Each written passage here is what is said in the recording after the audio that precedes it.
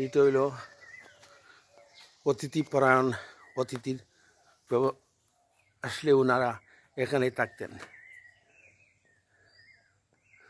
আর এগুলো আগে খবর ছিল মসজিদ শাহ ফরাগল খান, উনি শাহরপাড়ার প্রথম অধিবাসী। ওনার পূর্বপুরুষ উত্তরসূরি জাগিরদার গোষ্ঠী।